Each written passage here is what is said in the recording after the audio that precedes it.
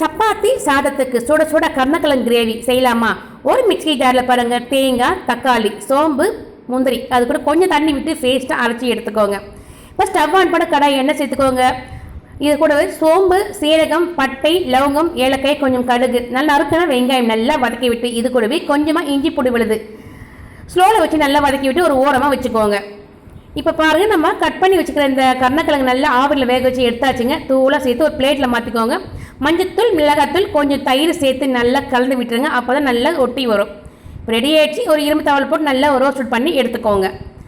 இப்போ பாருங்கள், வெங்காயம் நல்லா வதங்கி வந்திருக்கு. இது கூடவே அரைச்சி வச்ச மசாலா சேர்த்து நல்லா வதக்கி விட்டு இது கூடவே மஞ்சத்தூள், மிளகாத்தூள், கரம் மசாலா, உப்பு நல்லா கொதிக்கி விட்டு கொத்தமல்லி, புதினா, கருவேப்பிலை இதையும் சேர்த்து கலந்து நம்ம ரோஸ்ட் பண்ணிக்கிற அந்த கருணக்கிழங்கு சேர்த்து நல்லா கொச்சதுக்கு அப்புறமா நல்லா சுட சுட சாத்தோட வச்சு சாப்பிட்டு பாருங்கள். அவ்வளோ அருமையாக இருக்கும்.